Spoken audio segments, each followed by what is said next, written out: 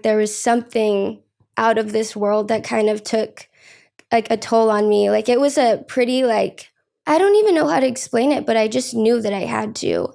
And I was scared. I was terrified. I remember I had, there's no nonstop from Philly to LA at that time. And so I stopped somewhere. And on like my connecting flight, I was freaking out, like having a panic attack. But yeah, I just kept going. But it was something that was very like unlike me. And so I feel like, I don't know if it's like my higher power or anything like that. And I just knew that that was something that I had to do, you know. How did you have the money? Like, Thank God. So before I was in LA, I actually, this is like such a weird story, but I started off on social media. I feel like a lot of people know me as a social media person, even though that wasn't something that I intended to be. I have social anxiety, so I feel like me being a social media star isn't something that's, fits the most with me and something that I would ever want to do. But when social media like Instagram and TikTok became popular apps when I was young, I never wanted to go on it. And I remember being in high school, like during lunch, and a bunch of my friends had it, and they made me make an account and post a video. And I made one video, and I happened to accumulate a bunch of followers off of that without me even, trying to be an influencer. I was just being a random teenage girl posting as if any other girl would on social media. And I gained a lot of followers for that. And it was really cool. And it was awesome. And I had no money. No one in my family had money to just buy a flight whenever they wanted, let alone live in California or be able to get into like a music studio, And so I honestly think I was truly blessed with that opportunity, because I wouldn't still be able to leave and do what I've always wanted to do and like sing if I couldn't have the money first. And even the audience, it allowed me to, go to LA and to get in a studio. And by the time I even had my first song out, people already knew who I was. So that's incredible. That's incredible. What was your, going backward, if you could think of a couple of memories from your childhood that you feel made you really find it to be so tough, or your teenage life to be so challenging, what were those memories for you that you think spurred this desire to leave and build your own life and create and kind of follow that higher power, as you said? What were those things that happened to you specifically that you think were dark and hellish in that sense? growing up, it was very hard for me to have friends. I struggled a lot in school and with people my age. I was someone that was never really fit in, someone no one really understood, left out of a lot of things, bullied to an extent. And I feel like that also drove me to want to become better. And I believed my entire life just being a good person, that will pay off. I feel like luckily it did. But even, my home life wasn't the best. And seeing my parents struggle with, financially and within themselves and with each other, I feel like that really drove me to want to have a better life than what anyone in my family had. But it was really hard growing up, and I'm at a place now where I love my parents so much, which came, after a lot of healing. But I just saw a lot, and I just knew that I wanted to be better than what I saw, and I wanted to do better. And also, too, it's like where I'm from a small town, a 9-to-5 job, and going to college, and that wasn't something that was for me, something that I desired, something that I was ever interested in. I remember junior year, I got in trouble because I refused to apply to any colleges. I knew that I had to do something different. Was it you that rekindled your relationship with your parents, or was it them? Like, how did that come about? Because that's really wonderful to hear when that can happen. It's not possible for everyone, but Yeah. how did that start? Yeah, well, I've always had a rocky relationship with my parents, but my mom, she's always my mom, and I loved her dearly, and I always will. And so we've always had somewhat of a relationship, even when I ran away, which at the time, me and my parents, we were not okay at all, which is why I ran away. But yeah, I started doing hypnotherapy maybe a little over a year ago, if not a year ago. And that has been the one thing that has truly been life changing, and changed who I am as a person. Because the whole idea of it is that it reaches down in your subconscious, and that's where all of your trauma is stored, even things that you don't remember. And we worked through everything that has affected me to this day that I couldn't even tell you, that we were able to bring out. And because of that, I've been able to talk to my dad that I didn't for years and haven't since I ran away. I recently just visited them and went home for the first time last week for the 4th of July. I saw my little brother that I haven't even met yet because he was born a year ago. It's been really good. I feel like because of how I grew up and because of my childhood, I've been very independent, and I've been that type of person that was like, I'm going to do everything myself and I don't need anyone. I never needed anyone. But coming out here by myself at 17, being in this industry and having to do a lot, which does put a toll on you mentally and physically, and also seeing people that are doing the same thing as me around my age, having a family with them. At a certain point, I kind of realized how much family is important, no matter what, no matter how bad things have gotten in the past, family's still family. And I've kind of prioritized that recently. And I mean, I wouldn't be able to do it with therapy, but it's been really nice to have a relationship that I now have that I probably never had with them my entire life. That's beautiful. Thank you for sharing that. And it's so wonderful to hear that you've been able to reconnect in that way. What do you think's been the hardest thing about coming out here on your own, figuring it out? Like, what's been the biggest challenge with Hollywood, the music industry, this industry, as you mentioned? Like, what's been the most difficult obstacle that you think you've had to face? I think loneliness. It's so weird how I would assume that some people, that see me and see all that I've accomplished and all of the people that listen to my music and follow me, they would think that that's something that I wouldn't struggle with, but it kind of makes me feel lonelier in a way. When I go on tour, per se, and I perform in front of thousands of people, and I get off stage and I go back into a hotel room by myself, there's not a single thing that could explain how empty and lonely that feels, being in front of so many people that love you and that you're connecting with through music, and then just going back to have absolutely no one, no one to talk to about it. Yeah, it's sad, and I deal with things daily, all the time, and sometimes I don't have the people that I can just, call, like my mom. I can't just have my mom that comes here and she can like tell me everything's going to be okay. And it does get scary, and I feel like I've always been very mature for my age, but since being here, I've matured a lot, having to deal with certain things in the industry. But still, at the same time, I feel like I'm still a kid at heart. I just am only about to turn 21, which is crazy to think about. But I don't know. I feel like loneliness is something that I struggle with. And it's very hard, especially in LA and Hollywood and in the industry, to find the right people that you can really trust and count on. I feel like I'm even lucky enough to say that I found like probably four, the entire time I've been here. But you never know what people's intentions are, and not everyone has the same heart as you, which I feel like I struggle with as well. Yeah, it's so interesting how artists, I feel, for years have struggled with being on the road alone.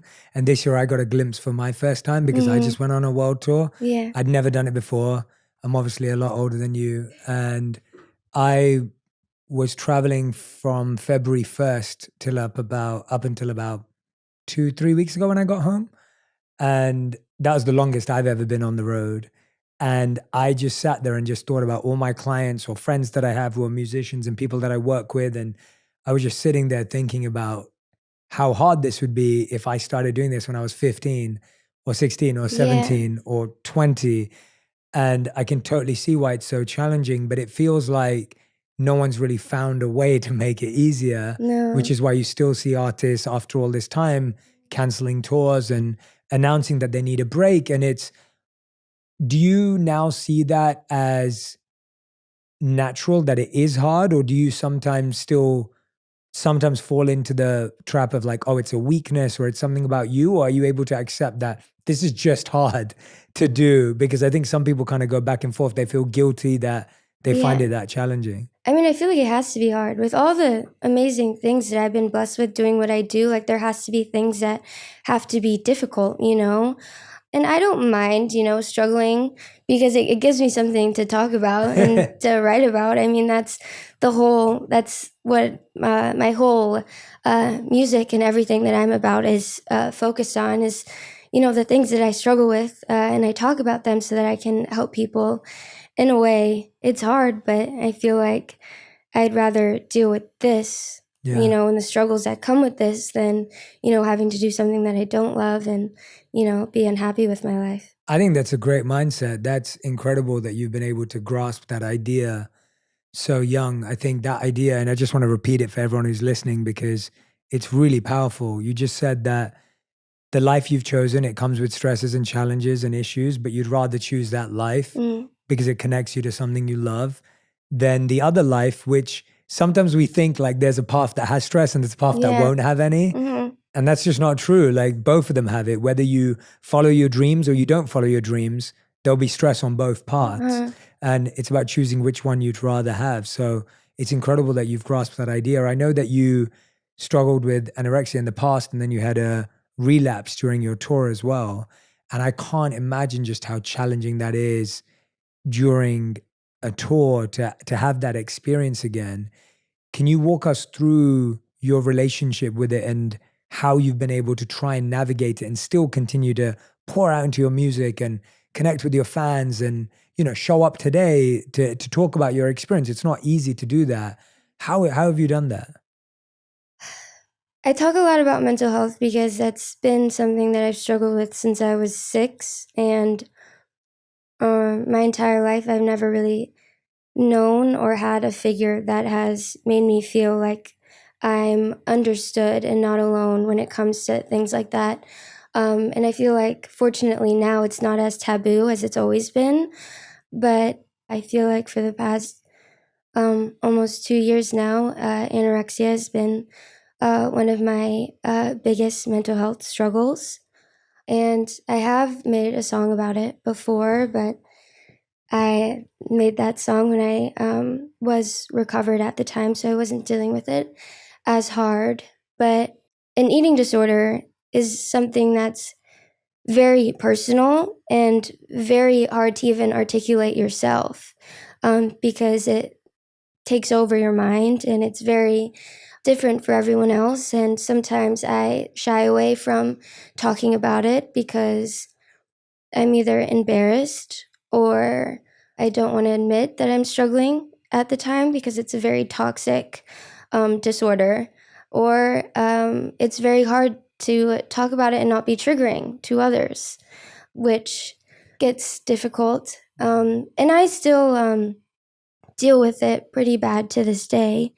I've been in talks about, you know, getting treatment and hopefully seeing someone and finally getting help, because as much as I try to take time to focus on mental health when you really need intensive treatment for something, and, you know, to go away for 3 weeks, it's not that easy when you're trying to write an album, you know, and tour. Dealing with it on the road, though, was pretty hard. When I'm at home in LA, I live by myself, and the only time I don't go out, you know, I'm not that much of a social person, so the only time I leave my house is when I go to the studio and I make music. So being alone, I feel like it's hard to struggle with anorexia, but it's easier because I'm alone and I don't have to, you know, deal with anyone around me or any triggers. And things like that. But being on tour, you know, constantly being around a group of people where it is normal for people to eat. That's a thing that has to be done, you know, in order to live. So to be around people that are actually, that don't struggle with it and are taking care of their bodies and that don't have to deal with body image. And then me also having to get on stage in front of people every night where it's like people are there to see me. Not only like the people that come to my shows, but everyone else gets to see them because people post videos. You know, there's pictures and videos taken at every angle. And no matter how much I feel safe and at home on stage, performing my songs and being with everyone that relates to them, in the back of my head, when I'm struggling with my anorexia, all I can think about is how insecure I am and how I might look and what people might say or think. And I've had a lot of pretty dark breakdown moments before stage where I couldn't even see how I could get on because I couldn't even figure out what to wear, that would make me feel comfortable. And when you're on the road for how many weeks or months, you don't have a huge option to, to wear whatever you want. Like your stage outfits are your stage outfits. The biggest struggle, I think, is just the physicality part of it. Scientifically, to be able to get on stage and have the energy to perform for, over an hour every night, you have to have energy, and energy comes with eating and food. And that was something that I struggled with because touring and, my music and all this is so important to me. And it's really hard to not let my eating disorder get in the way of that. And so I would have to, no matter how hard it was, but try and sit as however long it takes me and force myself to eat. That way I could, get up on stage the next night without being too tired or, God forbid, passing out and, not having the energy that they came for, because that's what it's important. And mentally too, it's like when I'm at a really low point and struggling and not eating for a while, I'm not my best self. I'm not giving off that energy that makes people feel good around me. And I think that's kind of the saddest part about it. I want to be my best self always. And so it's hard trying to find a balance, and figuring out ways to help you, but also not make things harder because the recovery process with anorexia is probably the hardest thing that I've ever dealt with my entire life. Like, I've been through intensive trauma therapy with hypno for my BPD, but, just trying to figure out how to have a comfortable relationship with food itself is something that has been one of the hardest and scariest things that I've ever done my entire 20 years of living, which is hard to also do that, during this time of my life. Yeah, thank you for being so vulnerable and open. I really appreciate it because, that's what I'm trying to create here is a safe space where people can actually be seen and heard yourself. And then everyone who's listening, who's either struggling with something similar or may love someone who's going through something like this, I can definitely testify that getting on stage without eating disorder is hard enough in and of itself. And so having that extra layer of worrying and being concerned and even the energy, as you were saying, about even having the energy to perform. I remember just before I was going on stage, like being present. I remember how much presence I needed. I also sleep really early. So to go on the stage at 8 p.m., I'm like, it's coming up to my bedtime in 2 hours. Like, how am I going to stay up without pumping my body with sugar or anything else? I want to stay up naturally. Yeah. And that's without any of the stuff you're having to think about. So I'm just empathizing and listening into what that challenge looks like. What would you like people to know about anorexia so that they're aware? Because I feel that a lot of the times these terms get normalized and we hear them everywhere, but then we kind of become desensitized to it and people aren't necessarily aware of how to deal with their friend who's going through it, or sometimes someone's kid's going through it. From your experience, not as like it's the same experience for everyone, because we know it's not. From your experience, what do you think it's good for people to know if someone they love or someone they know is going through something like this, or they think they might be? What would be useful for them? I think the first and biggest thing is that not only with just anorexia, but with all eating disorders, it looks different on everyone. There's not a look to it. And I feel like it's so damaging when there's a common idea or image, of how someone that is anorexic should look or how someone that struggles with an eating disorder should look. And they kind of, take that as to how sick they are, which that doesn't matter at all. And I also feel like it's something that, but just it's impossible to understand something like anorexia if you have not gone through it before. Because, I mean, even with me just saying what I struggle with out loud and the whole idea of it, me being obsessive and scared over food and obsessive with calories and terrified of weight gain and a control thing and all the things that I allow myself to believe, which are all lies, and how my brain processes things and all of that stuff, I know that it's not real, and I know that it's all lies, and I know it's absolutely delusional, but that's the disorder. That's what happens. And so when you don't struggle with that, you don't understand that, so I have a lot of people that, have told me before, just eat, or like people will say things that they think will help, but that's not the issue. I think most importantly is just to, with any mental health disorder, anything like that, just the best thing to do for someone is to just give them love and support. Sometimes it's best not to try too hard to give advice or to say things that you think are going to help, because there are some things that, might seem helpful and that you might have good intentions by saying, but it might trigger someone, that's dealing with it. For example, I know for me, and I feel like it might be a common thing for a lot of people that struggle with anorexia, the word healthy to everyone is a great word. It's a positive word. Everyone wants to be healthy. But for me, when someone says that I look healthy, it makes me want to spiral. It makes me go crazy, because that's not a word that, healthy to me, I associate with something that, is not the best, because unfortunately in my brain, being called sick is something that, in a terrible and ugly way, is something that comforts me more than the word healthy. Which little things like that I feel like is important for people to know that want to be there for someone that don't, understand. It's like, just have to be wise and not walk on eggshells, but just be more sympathetic and understanding of what they could possibly be going through, even though you don't understand. It's, something to this day that I still don't understand or get, or I kind of struggle with even coming to terms with the fact that I deal with it, because I am now at the point where I'm aware of how unhealthy it is, but I still can't process, that it really isn't real, because I still have that eating disorder mind, but I think just being supportive and loving and dealing with it with grace and patience. I feel like that's a big thing. Everyone wants who they love to be better and the best that they can be and healthy and to get help when they need it.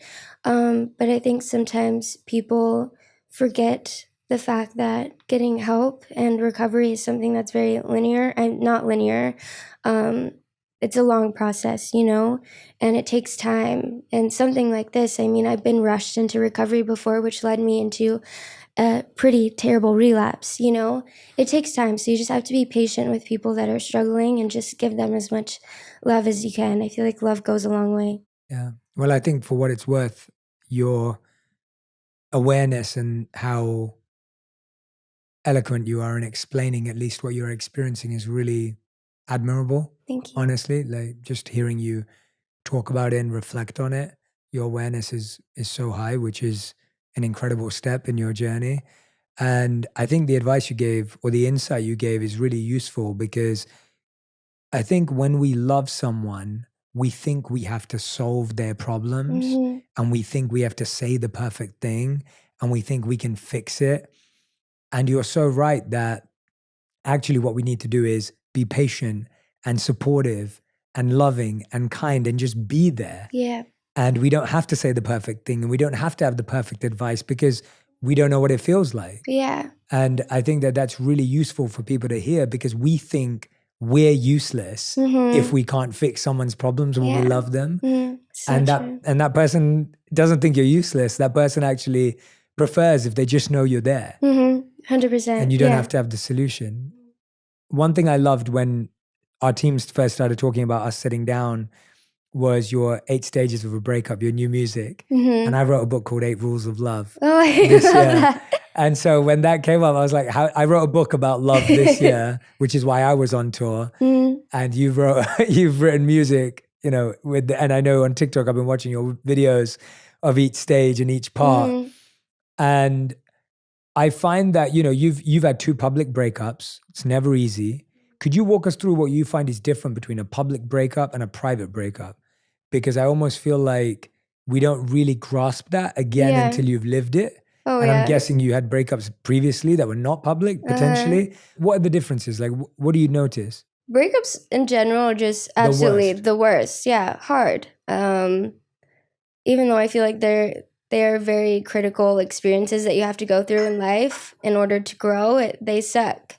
But a public breakup, man, it just the fact that it's not, you know, just your close relatives and friends that know about you and your relationship.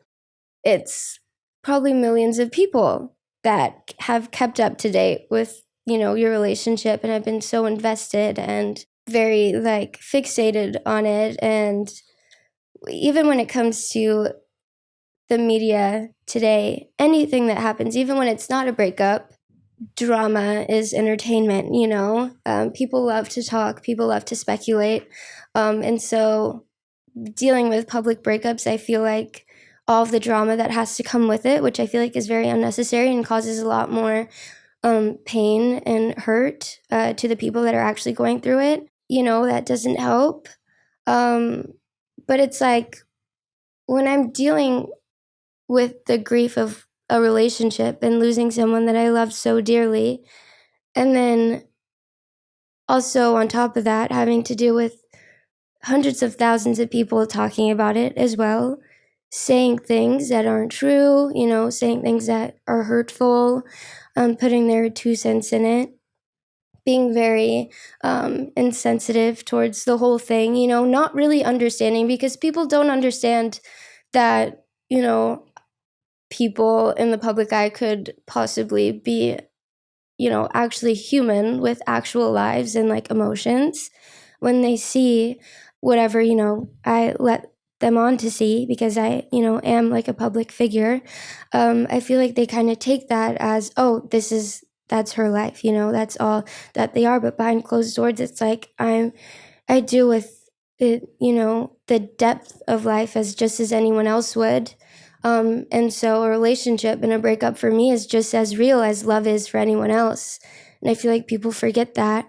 So I feel like that's hard with having to deal with everyone's opinions and comments and all the stuff that comes with that, but as well as nonstop, constantly seeing, you know, pictures or videos, like, you know, just anything about me and my past relationship and like all of that stuff. I feel like when, you know, growing up in high school, when I first had my boyfriend and everyone started getting in like relationships, like it was like a rule, like when you break up with someone, like you delete their number, like you unfollow them on Instagram, like you don't look at them, you don't talk to them, like you don't hang out with them, like it's like a out of sight out of mind type thing, you know. It helps you you need that period where it's like they're gone, you know, and you get over them easier. Well, like it's impossible for me, it's everywhere. And so I feel like that's hard, you know, that constantly being brought up. I mean, how could you expect anyone to properly move on and get over a relationship that was so deep and intense when it's constantly talked about, constantly brought up in my life? It's hard, not to mention I have a song with one of my exes, which is, you know, it's kind of, it's so different. It's so different. And yeah, I feel like you know, regular breakup through having to deal with a breakup with the public is always going to be hard. And, you know, they're both hard, but I feel like having the media involved is 100% a lot more difficult. Yeah. How did you come up with the 8 stages of a breakup? Oh my God, this is so funny. But I was listening to So a lot of the times I'm very intentional, and I'm very thought out when it comes to every little thing that I do, especially with music. But this this whole 8 stages of a heartbreak breakup thing actually came after it was done. I was listening from top to bottom through my entire EP after it was mixed and mastered, and I was kind of like, you know what? This is kind of like going through like all 8 stages of a breakup, because I was like, instead of the 7 stages of grief, like this is like 8 stages because there's 8 songs of a breakup and like the grief of a relationship. And I was with my team, they were like, whoa, it's kind of cool. And I was like, yeah. And so it all makes sense. Sometimes I plan things out before, sometimes things just magically fall into place and make sense after. But yeah. I love it. I love it. I think when we start recognizing there's stages and phases to anything, Oh yeah. it helps us so much as humans, where we realize it's not just all one big thing. Mm. There's actually changes in how we feel. What have you found to be the hardest stage in a breakup for you personally? Or like what's the stage that you find the most challenging? I feel like they're all really hard, but I feel like the one I think that I called this one the desperate stage. And I just made a video about it because I have this song called Motel Whore. Mm-hmm. And I was like, this one represents the desperate stage of a breakup. And it's kind of like that bargaining stage where you just try and do whatever you can to get that person back in your life, no matter what costs, and like however you can. So yeah, it's when like you break up with them and then you're at the point where it's like you just want them in your life, that you're willing to do whatever it is to keep them in your life somehow, even though it hurts you, because you know the way that you want them in your life is the way that you had them before in that relationship. But now it's like it's not that, and so you kind of end up hurting yourself more because you're, putting yourself back in that place, but also knowing that like you're going to end up leaving heartbroken again, because it's a lot harder when, you try and be with that person, whether it's like friends or just like hooking up or any of that stuff, when there's like actual real love and connection on your part still. But it's like, and you try to convince yourself like, oh, like this is going to get them back, like our relationship's going to be like, how it was before, but it doesn't happen, and then it crushes you even more. I feel like that's the hardest stage, when you just become very desperate for any ounce of attention that you can get from that person, because it ends up breaking your heart even more. You could skip that stage and fully like lead on the path of healing the way that you should, but I feel like that's like the one stage where we kind of like trip up the stairs and we're like, oh God, yeah, we made it harder for ourselves. Yeah, that's well said. I couldn't agree more. That really resonates, because I think we're living in that dream of like what it could have been and what it should be, and like they must love me and I'm going to get it back and I'm going to win them Yeah. over. And I mean, we waste so much time in that. What do you think is like the longest stage? What stage do you think and you spend the most time in when you break up with someone, where you just like so much energy gets sucked out in being lost at a stage? Trying to recover from the codependency part. Um, because, I mean, when you're in a relationship, I know I get so codependent on someone, that's the person that you have always, there's something that you go through, like you have that one person that you can talk to, cry to, they're always there for you. They become your comfort, that's your safe place. And then when the relationship's over, it's like you don't have that, you're left on your own. I feel like that was the longest stage for me to get over, because I was so used to being so codependent on someone, and having that comfort when it's all gone. Every time that I dealt with something that was hard for me, every time that I got upset, every time I felt alone, I couldn't help but want and like crave that person, because I was used to having them during those times. And trying to escape from the codependency and learning how to love yourself and enjoy your own company, and even just like coming to terms with the fact that like you can be that person for yourself, and that you don't need anyone. I feel like that's the longest process, 100%. You're so right. What helped you personally in both those stages? So let's go back to the first stage, that stage of like, I'm desperate. I'll do anything to get them back. Like, you said that was the hardest stage. Like, what helped you in your life break through that stage? Because you're so right. It is the hardest because it's the one where we have the most hope, but it's Mm-hmm. false hope. And it's the one where we also are living the most in dreamland in our minds. Mm-hmm. So it's so hard when that picture crumbles. Yeah. What have you done? What's really worked for you? I think therapy was a big thing for me. And uh, there was a moment where during that time where I fully took the step to almost fully isolate myself, where I was only focused on myself and my healing and my music and things that made me happy. And I spent that time really trying to figure out, who I am as a person and the things that I love and the things that help me. And so it kind of like, that like point of relationship where like you start to like understand and like know that like person that you're with, and you get closer with them. It's like that very beginning. It was kind of like I started to go through that with myself. And so it kind of took me away from having to, really struggle with the breakup. I feel like you just gotta fake it until you make it and just force yourself. And there's always gonna be days. I mean, like I thought there was like a day where I was like fine, and then 2 seconds later I see something and I'm bawling my eyes out. And even like randomly, like, months later, I'm fully moved on, but I'll still get sad over things because like love is such a strong feeling that never goes away, no matter like what happens or how things ended and, any of that. Like if you ever had true love for that person, you're always going to love them. It was always hard, but I think the second that I really started to prioritize myself and to really just like focus on myself and fixate on that rather than how much I miss that person, it helped. That's really. I hope that's going to help people. I hope it sits with people. Because you're right. It's just almost like you got to push through sometimes. Mm-hmm. It's not going to be easy. It's not going to make sense. But when you're in that longest phase and it's just getting drawn out, Mm-hmm. how do you even keep hope?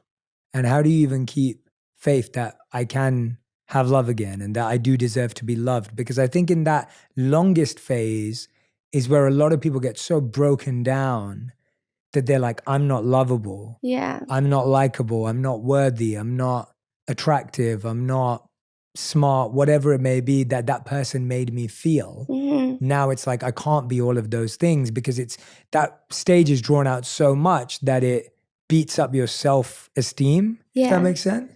No, that was something that I struggled with for the longest time. And I think that the more that you keep yourself in that mindset, the hardest that it's going to be to get out of that. Because yeah, of course. I mean, like when you start kind of like tearing yourself down and thinking about, how difficult it is to find love again, that you won't because no one's ever going to love you and all of that stuff, and you're worthless and everything that comes with that, it's going to keep you away from doing the proper healing and to actually want to heal. Because if you have that mindset, then it's like, what's the point of healing, and getting better? I realized I got to a point where I was like, yeah, I'm never going to fall in love again, or no one's ever going to love me. And then I got to the point where I was like, you know what? I don't care. I don't care to ever have a relationship. Like, I'm fine. Because every relationship, I mean, there's probably going to be a few trial and error ones until you find the person that you like really end up being with, and so it's no guarantee that the next one that I get in a relationship with is going to be the one, which would, most likely end up in a heartbreak that in that moment I'm like, I cannot afford to go through again. So I don't even care to, be in a relationship or find love again. But then in therapy, I realized that that's not going to change unless you love yourself. I feel like loving yourself is like the biggest thing and like the most important thing. And I feel like everyone kind of neglects that because it's like, it seems like something that's just not like unnecessary, but we overlook it because like we are, who we are, and we give love to everyone around us because like that's life, but I feel like a lot of the times we forget to look internally. And the only way that you can give things to people is if you already have it within you. And when I realized that even if like I want to be in a relationship and I want someone and I want to be in love, I'm probably not capable to love someone as best as I can because I can't even love myself, and I don't right now. And so, yeah, I feel like as soon as you just work on that self-love, that's when things start being easier, because then you also get out of that mindset where you're like, you don't really need anyone, you know? And you couldn't be okay with, you know, not having to look, you know, and constantly like think about wanting a relationship or like finding that person to be with, and you can just like spend, you know, nights alone without having to cry about it or wish that there was someone with you. But yeah, self-love I feel like is the key. How do you find things, or how have you found things that you love about yourself? Because I think we live in a society that makes us love ourselves because other people love us. Mm-hmm. So it's like if someone thinks you're attractive, then you think, oh yeah, I'm attractive. This is Mm-hmm. like, this is good. Or if someone thinks you're really smart, then you're like, oh yeah, they think I'm smart. So now I'm smart. Like so much of our self-value Mm-hmm. weirdly is placed on other people valuing us. Mm-hmm. How have you found things to really love about yourself? Because I agree with you fully, but how do you go that step further to be like, I really love this about myself, even if no one else sees it? I could never understand the things that I could possibly love about myself until the moment that I thought about my younger self, because that's still me, you know. The second that I started, you know, looking back on the person that I used to be, and, you know, even just like 6-year-old me, um, I started to think about all the things that she would be so happy and proud of that I've done, you know, today. That's when I started to, you know, find things that I actually could feel, you know, love for myself with, and to feel proud of myself for, and all of those things. And then, I don't know, and then sometimes you just kind of have to dig a little bit deeper, because I feel like self-love is a lot less superficial than, um, you know, any other love could possibly be. And it has to be really deep, because it's like you know who you are as a person to the deepest core more than anyone else could, more than you can know other people in order to love them. So I feel like that's why it's tricky for us to love like ourselves, because we know the ins and outs of us, and the worst parts of us and the ugliest parts, and we're worst critics. So I feel like that's the hardest thing. But yeah, when I thought about it, I'm like, okay, well, I've been able to do the things that I did, which I never thought I was able to. Like, that's something that I should be proud of. The things that I've gone through, that I never thought that I could make it out of, and my strength, like that's something that I should love myself for, and just have compassion for myself for. Even just the fact that, like, at the end of the day, no matter all of the things that I've been through, and no matter like how bad people have treated me, like the fact that I'm still a good person and I still have a good heart, and I know that, you know, more than anyone else could. That's the reason why I should love myself, you know? So I feel like it's just like little things, and I feel like it's just very important to just like sit down and really just like analyze yourself, and to, you know, just take time to like understand you, which I feel like is something that I just learned how to do, but it's like, it's really nice. Everyone who's listening, I want you to take a screenshot right now, and I want you to listen to that part that Nessa just said again and again and again. It could even put you to sleep. Like, it's so brilliant, because everything you just said, that literally the last 30 seconds, I promise you, if you just listen to the last 30 seconds again and again and again, the point will become so clear, because what you just said sums up an idea that I really believe in. I believe that self-care comes from comfort, but self-respect comes from discomfort. And you just said that when you look back at all the things you've been through, and all the things you survived, and all the things you've done, that's what makes you love yourself. And I believe that everyone who's listening or watching today, they've all been through hard things. 100%. Everyone's been through some sort of difficulty in their life. They're still alive, they're still breathing, they've still held on to their good heart, they're still a good person. And that's what you really want to love yourself for. And when you learn to love yourself for that, you realize no one ever gave you that and no one can take it away. Exactly. And it's yours. Whereas all the other things, they'll come and go and people will change their mind. But this is something that's forever yours. And so you just summed it up really beautifully. And I love the way you said it. I hope people will, honestly, I mean that, just repeat it again and again, because it's just rewiring our thoughts to be like, that's why I'm valuable. I'm not valuable because of all these other things that people are saying. One thing you do that I love, you do a burn box on stage where you get fans to write messages and then you burn them. That is so cool. I love that. That is the dopest thing I've ever heard of. I was like, we need to do that in my next show. Where did that ritual come from? Walk me through. Did you used to do that yourself? Was that something you invented for the community? Like, what? Tell me where that came from, because I love that. When I saw that, I was like, this is amazing. Thank you.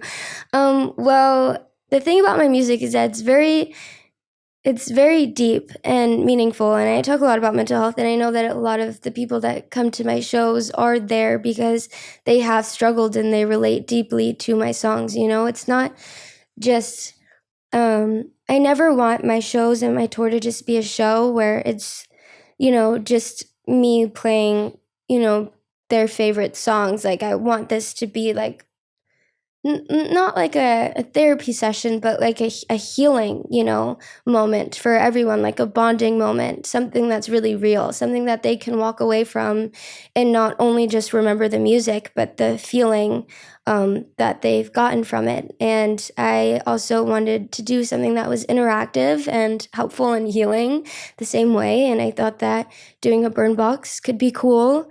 And it was also kind of the easiest thing that we could, you know, execute for my show, like, at the time. But I mean, like, what better, like, interactive thing to do, like, on stage than to have, you know, a bunch of my fans that are coming to the show and write on a little piece of paper things that they're struggling with, they want to let go of, get off their chest, and just, like, just not bottle up anymore, and just, like, get off their chest, write it down anonymously, put it in this burn box, and then watch it being burned on stage. You know, I feel like that there's something so powerful about that. And I'm so glad that we did it, because it was, you know, most of their, like, favorite parts of the entire show, and it's helped a lot of people. And I even, like, I've seen, like, people in the crowd that cry before while I'm burning it, and it's just like, that's what makes my day, and that's what motivates me to, you know, even do the show and to, like, do what I'm doing now, because, like, that's the reason why I'm doing it. And it's so pure and heartwarming just to see, like, how something like that, you know, that I thought could be, like, a little fun, like, could actually, like, affect them, like, on a deep level. But yeah. Yeah, well, I mean, it seems like all your music and all the work you're doing is so healing focused. It seems like you're doing so much self-healing. It seems like the work you want your community to do is healing. I think it's a genius idea to do on stage. I think it's such a beautiful thing to have rituals that communities, your audience, can come and do together. And I can only imagine the incredible experience people are having. You said that was the easiest thing you could do at this stage. What's, like, the craziest thing you want to do that you think would be super healing for everyone? Do you have, like, a vision for it? You don't have to. I was just wondering if there's something else. I've had some, like, pretty crazy ideas. Let me try and think. I just want to do, like, a lot. Like, I know that there's, like, certain songs that, like, I'd love to just, like, be able to, like, get certain people from the crowd that really resonate or are struggling with something that has to do with that song, and, like, bring them up and, you know, have a moment with them. I would also love, like, a point where I, you know, ever have, like, a big enough show where I can, like, actually have, you know, some my fans, you know, tell their stories, because I think it's just as important for me to have a voice as it is for them, you know. Because I've said this before, it's like I kind of use my music to be the voice for the voiceless. And so when I get to a point where I can do whatever the heck I want on stage, like, I want to give them their voice, you know. I want them to have the mic, and I want them to say whatever they feel the need to. But yeah, I don't know. I feel like there's so many like cool things to do, but the burn box is just like so awesome. And it also was like very disappointing for the some venues that I couldn't do it in because it was Of a safety course, yeah. hazard. But yeah, and I also love fire. I think fire is fun too. So No, I love the interactive element. Even in my show, we did a ton of interactive stuff. I Mhm. set people up on first dates on I stage. love it. I had, what else did we do? I locked people into caves for 15 minutes. So they had to spend time alone without their phone. Oh my God. We were doing this all on stage. And I love that interactive Mm, element because I agree with you completely that people need to feel and experience this. It's not mm, just like some idea. And you're right that people really do have a letting go, releasing energy in the room when everyone's doing it together. So I'm 100%. excited to see what you do next. Like that's brilliant. I think combining music and that sort of a healing experience is Hmm. super unique and really powerful. So I'm excited for you to have bigger audiences, bigger venues, and all of that to come to you, all of that to happen. One thing that comes to mind for me when we're talking about all of this with you is just you've done so much at such a young age. It seems like you're navigating it and doing it in the best way you possibly can with getting the help and reconnecting with your family, doing therapy. I mean, I'm so happy that you've been supported this young and you've found that support because I either meet people who've been around in the industry for decades and they've just found support, or I meet people who are young and kind of really gone off on a different path. And there's very few people your age who I think have found that. And that's really incredible to see. What do you think that young artists need in order to be supported in their journey of being a musician, an actor, an actress, whatever it may be? What do you think would be really useful for them, for people who are aspiring? Because I think everyone from the outside would look at your life and be like, I want that. I want to be Yeah. that. Mm. What do you think they should be aware of in their journey and pursuit that could help them? I think that the biggest advice and the biggest thing that has helped me and that I could tell anyone is to be very vocal and honest and open and vulnerable, you know, to the closest people around you, to your team, to the people that you trust, because I think that's how I was able to create such a stable support system around me from the beginning. Because, you know, everyone knows the type of music that I talk about, and everyone knows that I actually struggle with it as well. And so I feel like that's why it's me being so open and honest about, you know, the things that I struggle with and my needs and the things that I need help with. I think that's helped me be able to continue this because there's other people that are aware and in support of that as well. And I think like even if people don't really struggle with anyone, just being honest in yourself and never losing sight of that.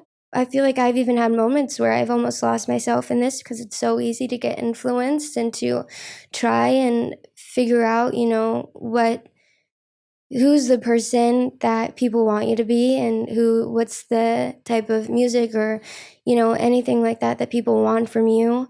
Um, but that's not going to do anything but hurt you and your career. And I had like a conversation like not too long ago where it's like, yeah, like my dream and my goal is to be like one of the biggest artists ever. Of course, that's like what I'm doing this for.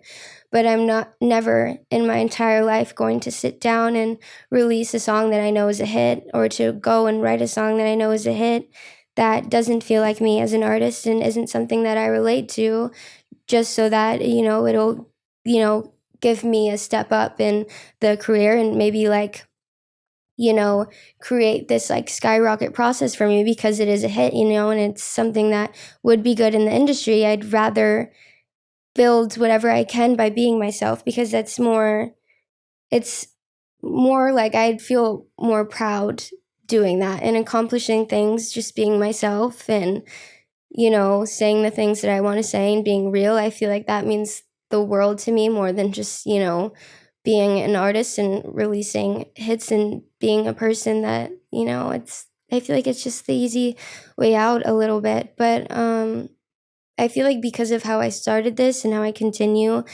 to do all of this is what's gonna make me be able to do it for the rest of my life, because I'm not going to get like trapped in this like facade or this crazy headspace. It's like that everyone knows me, who I am, and this music helps me probably just as much as it helps everyone out there. And so I feel very fortunate for that. So yeah, anyone that is inspiring to do this or needs any the advice, I would just say to be themselves. That's incredible. Yeah, you're definitely wise beyond your years, and Yeah, you're. I wish you all the best from the bottom of my heart. Like, for thank everything you you. just said, I think we need more art in the world that is made from a place of healing in order to help people. It can still be fun and exciting and interactive and entertaining and all of that, Mm. but it's made from that deeper place, which